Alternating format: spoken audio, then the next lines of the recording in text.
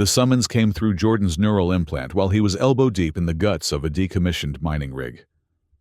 His hands froze mid-adjustment, fingers still wrapped around a titanium coupling, as the message unspooled behind his eyes. Specialist needed.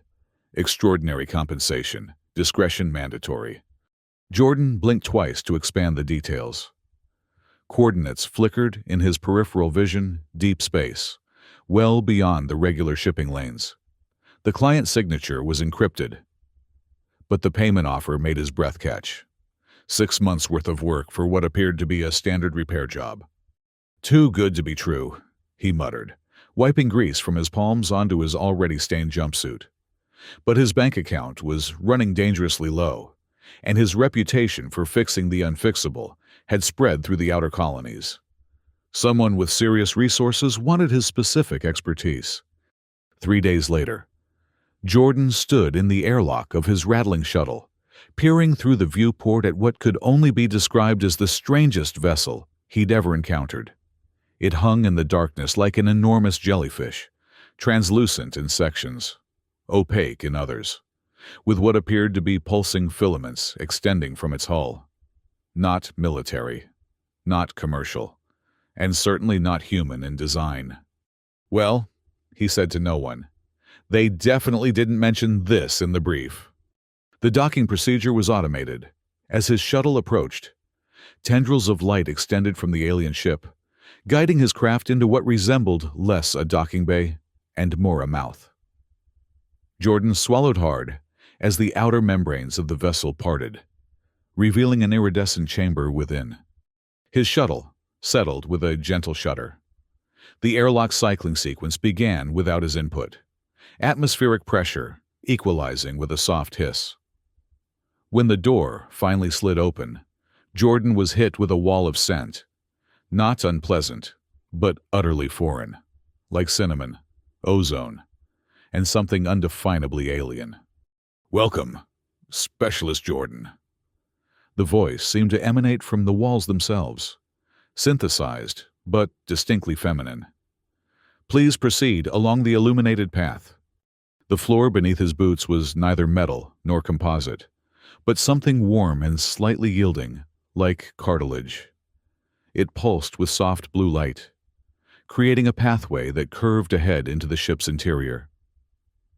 Jordan hefted his toolkit over his shoulder and stepped forward, trying to maintain the confident stride that had served him well on 100 different worlds. "Hello," he called out. "I was told there was a critical system failure requiring immediate attention." No response came as he followed the glowing trail. The corridors branched and merged organically, more like veins than constructed passageways.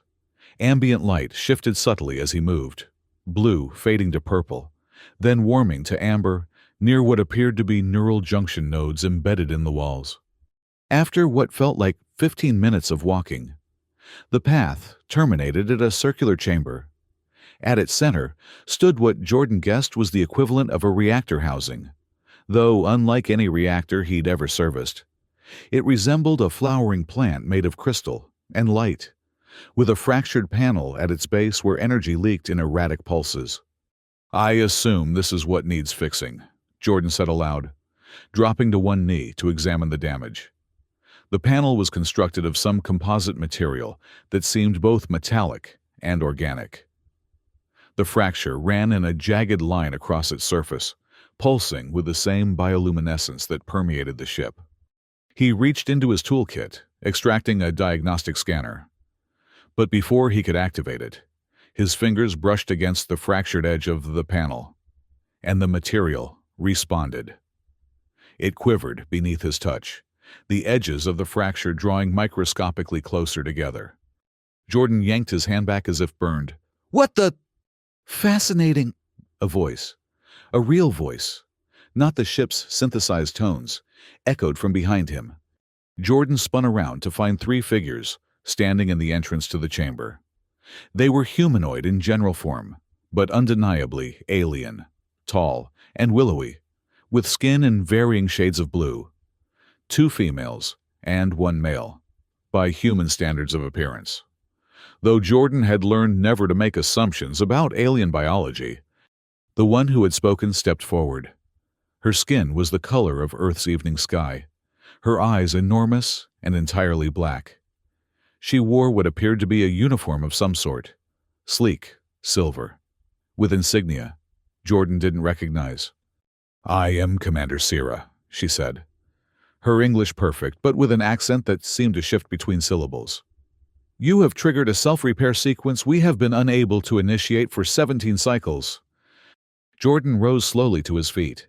"I didn't do anything, I barely touched it." "Precisely."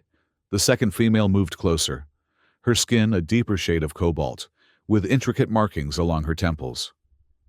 "We've attempted every technological interface. Your simple organic contact achieved what our most sophisticated systems could not." Her eyes narrowed. "I am Nera, Chief Observer. You were not fully briefed on our situation, were you?" "That's putting it mildly," Jordan replied, instinctively, backing up a step. "I was told, fix the reactor, get paid, go home. Nobody mentioned a living ship that reacts to touch." The third figure, the male, remained by the entrance, arms crossed over his chest. His skin was almost indigo, his posture rigid with what Jordan recognized as military bearing across a dozen species. "Kyle does not trust your presence," Commander Sira explained, noticing Jordan's glance. "We have had unfortunate experiences with humans before." "Kyle?" Jordan couldn't help the slight quirk of his lips. "That's not exactly what I'd expect an alien to be named." "It is a simplification for your benefit," the male replied, his voice deeper than the female's, but with the same shifting accent. "My actual designation would be unpronounceable to your vocal apparatus." "Right. Sure." Jordan turned back to the reactor panel, which had continued its slow, self-healing process without further input from him. "Look, I'm happy to help, but I need to understand what I'm dealing with. This technology isn't in any database I've ever accessed." Commander Sira's expression softened marginally. "It wouldn't be. The Nautilidae are extinct. This vessel is one of the last of its kind." "The what now?" "The beings who grew these ships," Nera supplied. "They evolved in the gas layers of a binary star system, beings of energy and matter intertwined. These vessels were their way of exploring solid worlds, semi-sentient extensions of themselves." Jordan felt the beginnings of a headache forming behind his eyes. "You're telling me this ship is alive, and it's responding to me specifically?" "It responds to all life," Cyrus said. "But your particular frequency seems to resonate with its core systems in a way we haven't observed before. The ship is listening to you, Jordan." The way she said his name sent an involuntary shiver down his spine. There was something in her tone, respect, curiosity, and something else he couldn't quite identify. "I need to process this," Jordan said, running a hand through his short, dark hair. "I'm a mechanic, not a whatever this requires. I fix machines, not semi-sentient alien biology." "You have good hands," Kyle spoke from the doorway, his tone neutral, but his gaze intense. "The ship recognizes this. We recognize this. You will stay until we understand why." The statement wasn't phrased as a request. Jordan felt his stomach tighten. "And if I choose to leave?" "The ship has already integrated with your shuttle systems," Nera said, not unkindly. "It would be inadvisable to attempt departure at this juncture." Jordan looked from one alien face to the next, searching for some sign that this was an elaborate prank or misunderstanding. He found none. "So I'm a prisoner?" "You are a guest," Sira corrected. "One whose abilities may be crucial to the continued functioning of this vessel. Rest, acclimate. Tomorrow we will begin to understand your unique connection." With that, the three aliens departed, leaving Jordan alone with the softly pulsing reactor and the unsettling knowledge that the ship around him was somehow alive, and had decided he wasn't leaving anytime soon. The quarters they led him to before departing weren't what Jordan would call a standard cabin. The room, if it could be called that, was a spherical chamber with no obvious corners or edges. The walls rippled with slow-moving patterns of light that reminded him of Aurora Borealis on Earth, a planet he hadn't seen in nearly 7 years. What served as a bed was a depression in the floor filled with a substance that resembled water, but had the consistency of gelatin. When Jordan cautiously lowered himself onto it, it conformed perfectly to his body, supporting him in a way that made his chronically sore back feel better than it had in years. "Okay, I'll give you this much," he muttered to the ceiling. "You're comfortable." As if in response, the lights dimmed slightly. Shifting to a soothing blue, Jordan let out a startled laugh. "You really can hear me, can't you?" No verbal response came, but the temperature of the room adjusted by a few degrees, warmer, matching the preference Jordan hadn't even consciously acknowledged. Sleep evaded him for hours as his mind raced through possible explanations and escape scenarios. The payment that had seemed too good to be true had indeed been exactly that. A lure to bring him aboard this living vessel for purposes he still didn't understand. His expertise was in mechanical and electrical systems, not whatever biotechnology the ship represented. Yet it had responded to his touch in a way that clearly surprised his alien hosts. There was something here beyond coincidence, beyond standard engineering principles. Jordan had nearly drifted off when a subtle vibration ran through the ship. The walls of his chamber pulsed once with crimson light before returning to their blue hue. Alarm? Warning. He had no context to interpret the ship's communications. "What was that?" he asked aloud. No answer came, but the door to his chamber, a sphincter-like opening in the wall that had closed behind him, dilated open. Standing in the corridor was Nera, the observer, her cobalt skin luminous in the low light. "You felt it," she said. It wasn't a question. Jordan sat up, grateful that he'd chosen to sleep in his clothes. The ship shuddered. "Is something wrong?" "Nothing urgent," Nera replied, studying him with unnerving intensity. "But it confirms our hypothesis. The ship is establishing a neural link with you, even in your unconscious state." "A neural? What now?" Jordan swung his legs over the edge of the depression. "Nobody's linking with my neurons without explicit consent. Thank you very much." Nera's expression was difficult to read, but Jordan thought he detected amusement. "It is not a process that requires your permission, any more than gravity requires consent to act upon mass. The ship recognizes something in your neurological pattern. It is remembering." "Remembering what, exactly?" "That," she said, extending a long-fingered hand toward him, "is what we hope to discover. Come. While you are awake and receptive, we should initiate proper contact protocols." Jordan hesitated. "It's the middle of the night, or whatever passes for night on this vessel." "Time is flexible here," Nera replied. "And opportunity is not. Commander Syra and Kyle are preparing the listening room." Reluctantly, Jordan took her offered hand and stood. Her skin was cooler than human temperature, but not unpleasantly so. She released him quickly and turned to lead the way down the corridor. "What's a listening room?" Jordan asked, following her through passages that seemed to reconfigure themselves as they walked. The ship's interior was less like a static structure and more like a constantly evolving organism. "It is where the ship speaks most clearly," Nera explained over her shoulder. "Where memory and intention converge." "That's not cryptic at all," Jordan muttered.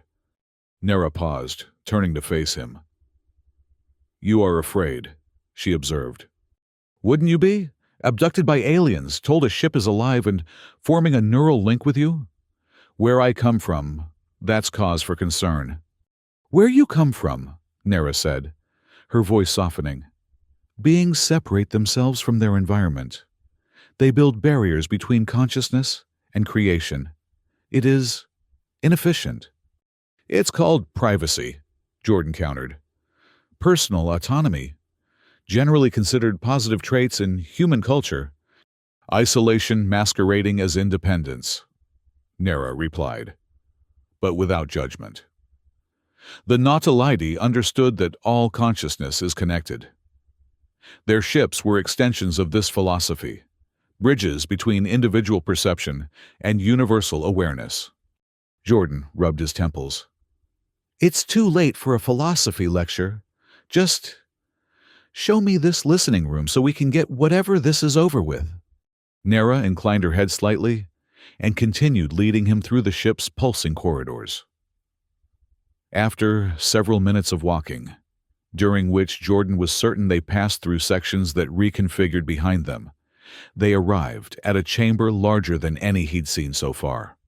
The room was spherical, like his quarters, but easily 20 meters in diameter. The entire surface was alive with shifting patterns of light that made Jordan think of neural activity, synapses firing in complex, beautiful sequences. At the center of the chamber hovered a ring of what appeared to be holographic symbols, rotating slowly. Commander Syra and Kyle stood on opposite sides of the ring, their postures formal, almost ceremonial. They turned in unison as Jordan and Nera entered. The ship has accelerated the bonding process, Syra said without preamble. It grows impatient. Impatient for what? Jordan demanded, his unease growing. Look, I appreciate that you've got some kind of situation here, but I'm still in the dark about what exactly you expect from me. Understanding, Kyle said, his deep voice resonating in the spherical chamber. The ship carries the last memories of a species that exists now only as echoes. It has chosen you as conduit. Jordan backed toward the entrance, only to find that the opening had sealed behind him. I didn't sign up for this. Your consent was given the moment you touched the fractured panel, Syra said, her tone not unkind but firm. The ship recognized you as compatible. This is rare beyond calculation, Jordan, a convergence that transcends mere coincidence. The listening room will facilitate clear communication, Nera added, guiding Jordan toward the floating ring of symbols. The ship wishes to share its memory, its purpose. And if I refuse? Kyle's expression darkened. Then both you and the ship remain incomplete, fragmented. Is that what you desire? To return to your solitary existence, fixing machines that have no memory, no purpose beyond function? The question struck deeper than Jordan wanted to admit. His life as a wandering mechanic had been empty, if he was honest with himself. Moving from job to job, world to world, connecting with nothing and no one for more than the time it took to complete a repair. Fine, he said finally. What do I do? Syra gestured to the hovering ring. Stand within the circle, open your mind to the ship's voice.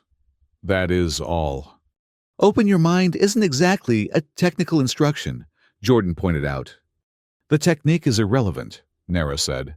The connection already exists. The circle merely focuses it.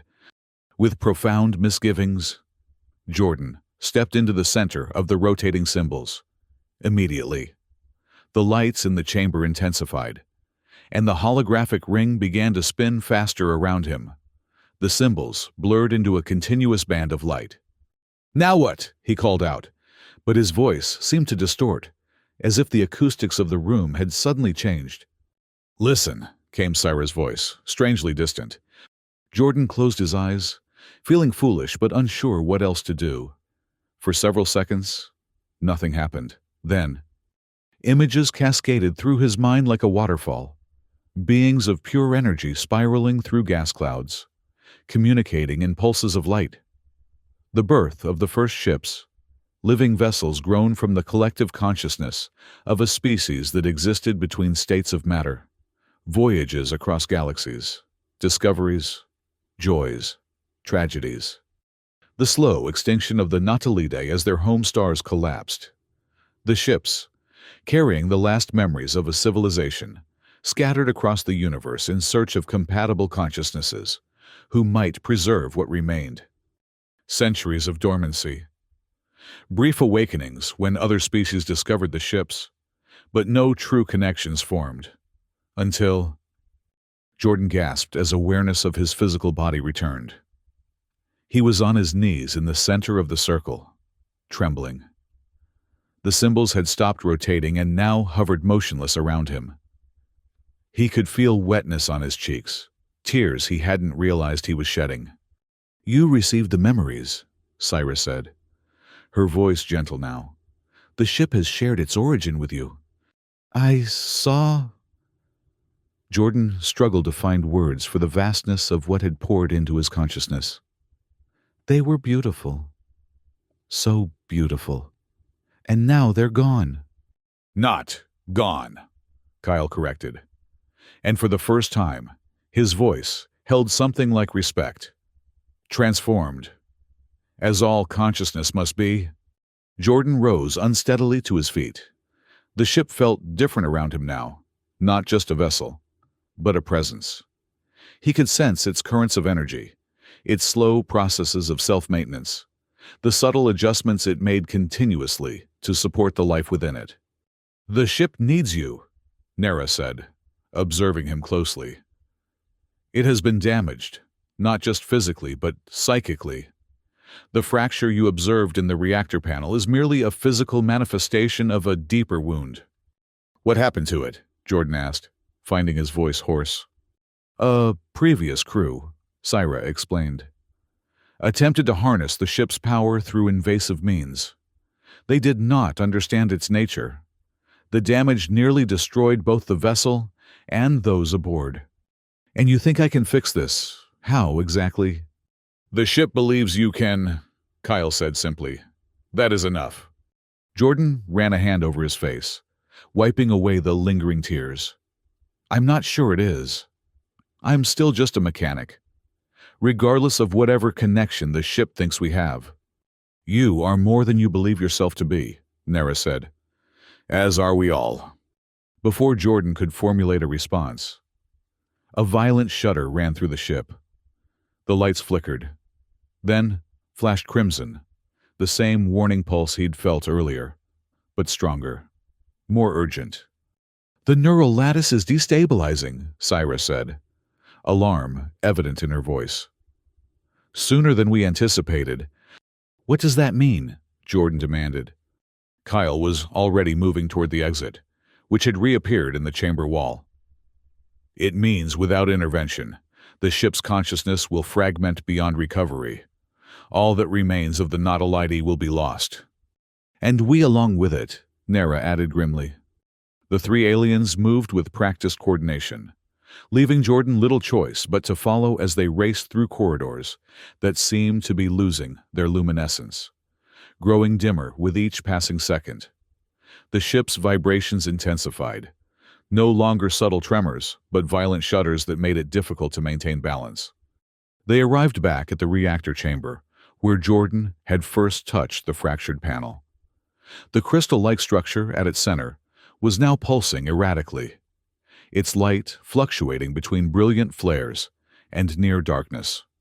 "The core lattice is collapsing," Syra explained rapidly. "The ship's neural network is losing coherence." "What am I supposed to do about it?" Jordan asked, genuine panic rising in his chest. "What you did before," Nera urged. "Connect, listen. The ship recognized your touch once. It will again." Jordan looked at the three alien faces. Syra's composed determination, Nera's intense focus, Kyle's stoic acceptance, and realized that whatever brought them to this ship, whatever their individual motivations, they genuinely cared for the vessel's survival, not just as a mode of transportation, but as a living entity worthy of preservation. "I don't know how," he admitted. "Trust the connection that has already formed," Syra said. The ship would not have chosen you without reason. Another violent tremor shook the chamber. Sections of the wall began to lose their cohesion, the living material fluctuating between solid and semi-transparent states. Out of options and time, Jordan approached the reactor. The fractured panel he'd touched earlier had partially healed, but new fractures were spreading across its surface, spider-webbing outward as the instability grew. He knelt before the panel and, with a deep breath, placed both palms against its surface. The effect was immediate and overwhelming. Energy surged up his arms, not painful, but intensely present, like plunging into an electrical current that recognized and accommodated his biology rather than harming it. The ship's consciousness flooded into his awareness, no longer as organized memories, but as raw, chaotic emotion. Fear, pain, dissolution, fragmentation. Jordan gasped, but maintained contact. This wasn't like the structured experience in the listening room. This was direct, unfiltered communion with a wounded intelligence, struggling to maintain cohesion. "I'm here," he said aloud, unsure if speech was necessary, but feeling compelled to vocalize. "I hear you. Show me how to help." The ship's response came not in words but in impressions, pulses of understanding that bypassed language entirely. Jordan saw, felt, knew what needed to be done. The ship's neural lattice required reharmonization, a reset of its fundamental frequency to a stable resonance. And somehow, inexplicably, Jordan's neurological pattern contained the template for that resonance.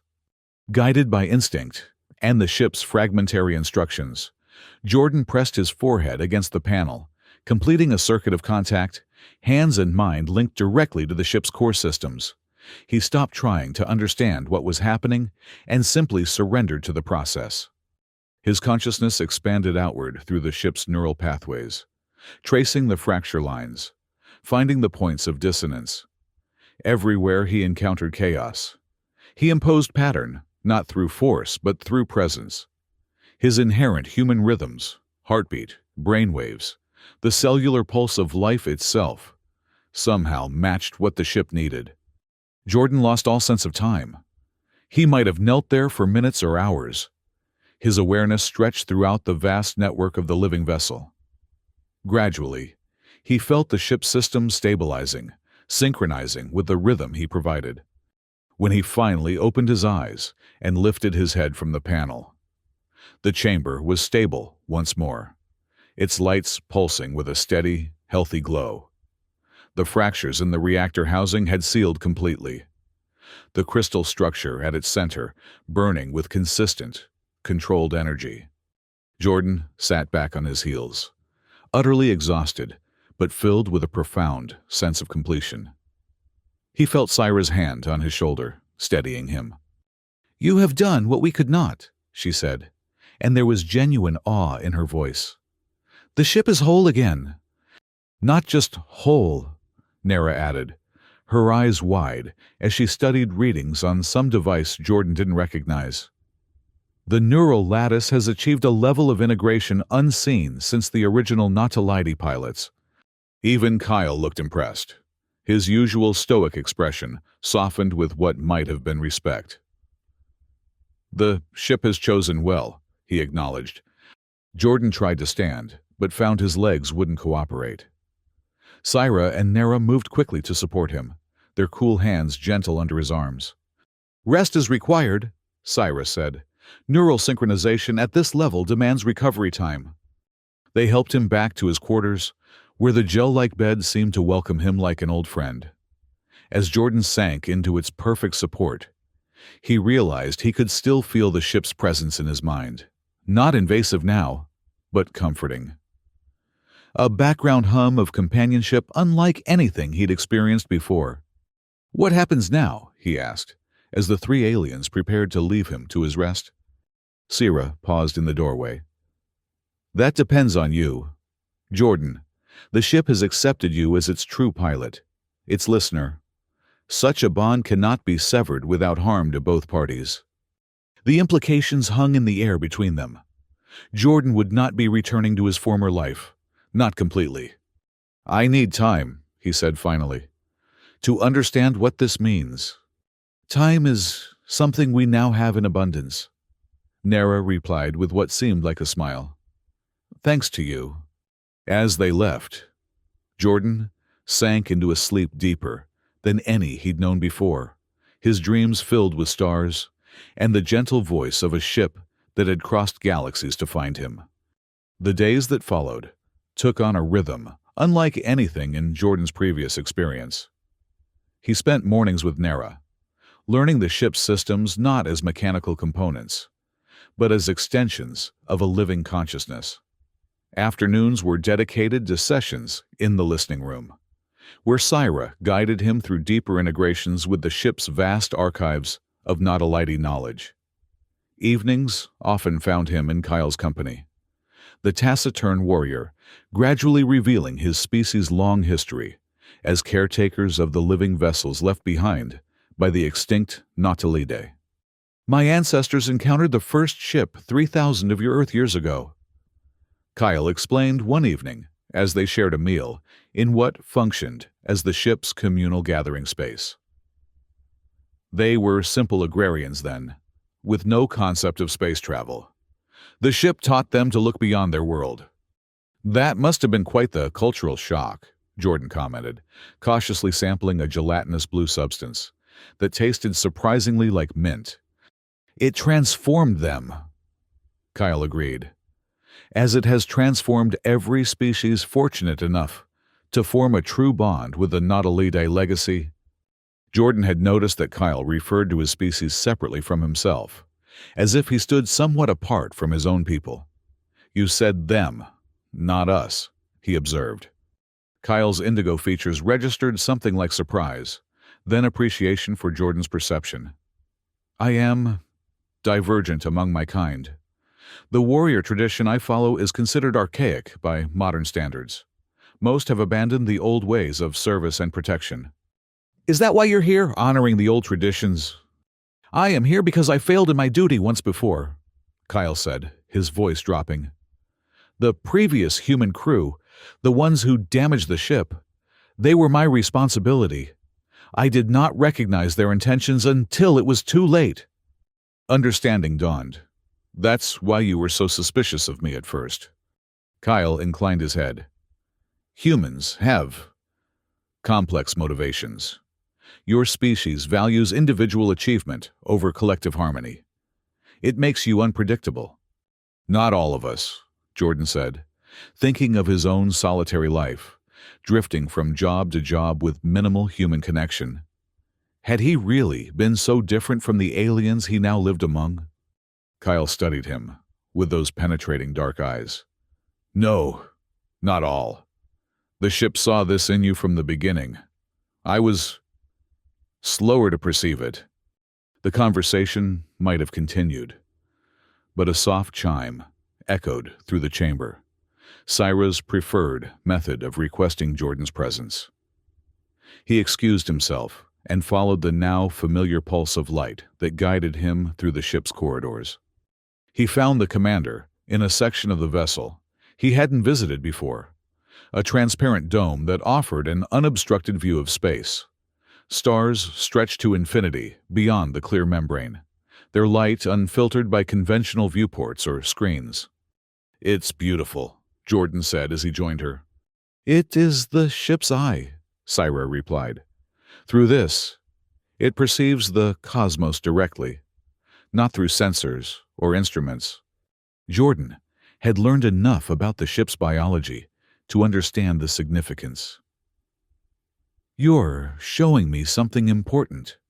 Syra nodded, her sky-blue features solemn in the starlight. "The time has come for a decision, Jordan.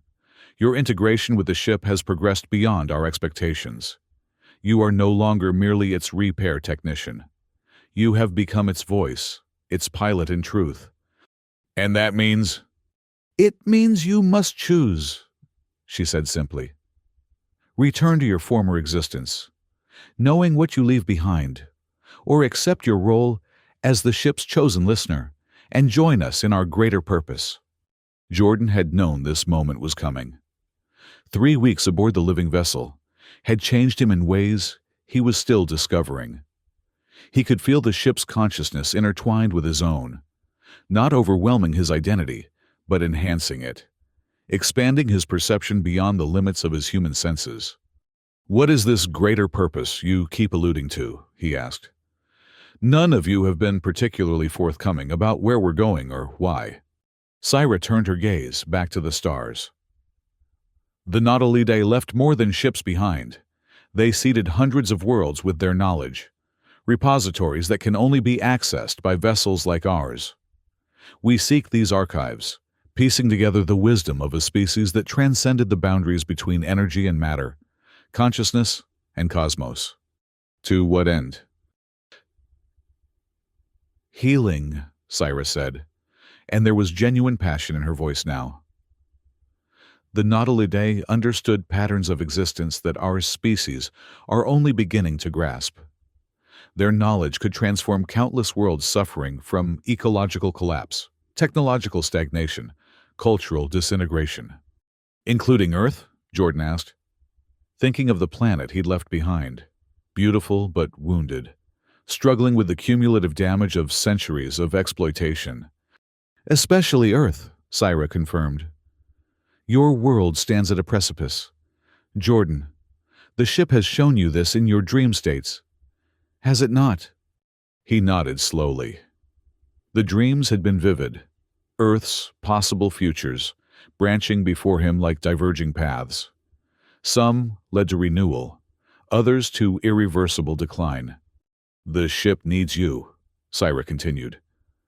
"Not just for its own healing, but for the work that lies ahead. It chose you for reasons beyond your technical skills. There is a resonance between your consciousness and its own that defies conventional explanation." Jordan gazed out at the endless field of stars. His old life seemed increasingly distant, fixing broken machines for credits, moving on when the job was done, belonging nowhere and to no one. Here, aboard this living vessel, with these 3 aliens who had become something like friends, he had found purpose, connection. "If I stay," he said carefully, "I want honesty, complete transparency about our objectives, our destinations, no more cryptic illusions or withheld information." Syra's expression softened into what Jordan had learned to recognize as a smile. "The ship values clarity above all else. Jordan, it cannot function in an environment of deception. Neither can we." "Then my answer is yes," he said, surprised by the certainty he felt. "I'll stay. I'll help." The ship responded to his decision with a wave of warmth that flowed through the structure around them. The stars beyond the transparent dome seemed to pulse once in unison, a cosmic acknowledgement of a choice that felt, in that moment, inevitable. "Welcome, listener," Syra said formally, extending her hand in the gesture of respect Jordan had come to recognize. He accepted the gesture, then asked the practical question that followed his decision. "So where are we headed first?" "A world the Nautilidae called Lyra 9, Syra replied. "Home to one of their primary knowledge repositories, and currently experiencing a crisis that threatens its indigenous population. The ship believes solutions can be found in the archived wisdom there." "When do we leave?" "We already have," came Nera's voice as she entered the observation dome, Kyle following close behind. "The moment you made your choice, the ship plotted the optimal course."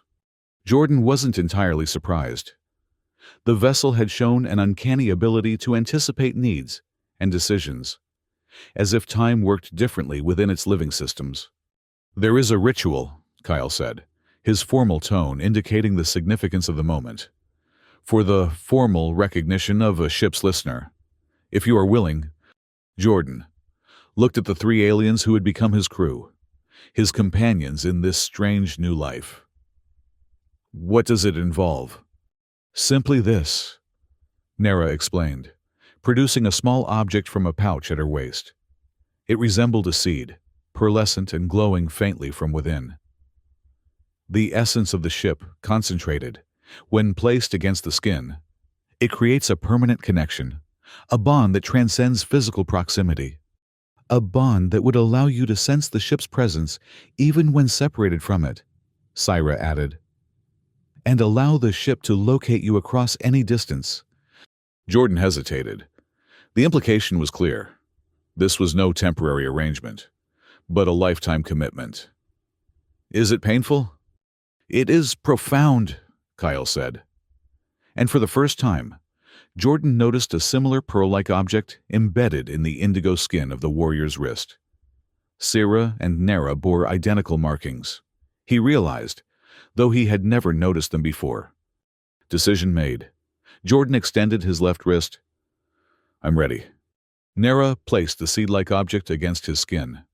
For a moment, nothing happened. Then it began to melt, sinking painlessly into his flesh, leaving behind a small, luminous mark that pulsed in perfect synchronization with his heartbeat. The effect was immediate and overwhelming. The ship's presence in his mind expanded exponentially, no longer a background awareness, but a full partner in his consciousness. He gasped as knowledge flooded through him. Star charts, navigation protocols, communication systems, all downloading directly into his awareness. Easy, Syra murmured, steadying him as he swayed. The initial integration can be disorienting. Your mind will organize the information gradually. It's incredible, Jordan managed, as the initial flood subsided into manageable streams of data. He could feel the ship in a way that defied description, not just its physical structure, but its intentions, its hopes, its ancient purpose given new direction through their connection. The bond is complete, Kyle declared formally. Jordan of Earth stands recognized as listener and guide to the vessel Luminous Remembrance. Luminous Remembrance? Jordan repeated. The ship has a name? All living things have designations, Nera said, with what might have been amusement. Did you think it was simply the ship? Jordan laughed, the sound echoing through the observation dome. I never thought to ask.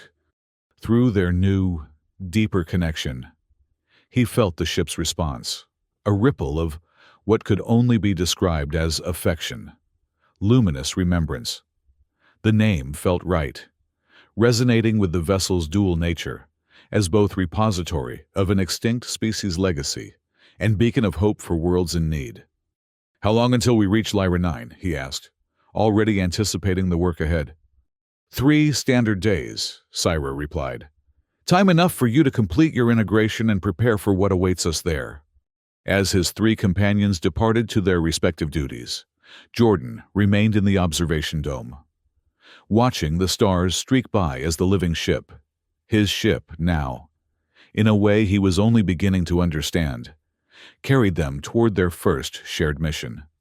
He placed his hand against the transparent membrane, feeling the gentle pulse of luminous remembrance beneath his palm. The fractured panel that had first formed their connection seemed like a distant memory now, though barely a month had passed. The ship was healed, and in some indefinable way, so was he. We'll do good work together, he promised softly. The stars beyond the dome seemed to brighten in response, and Jordan smiled.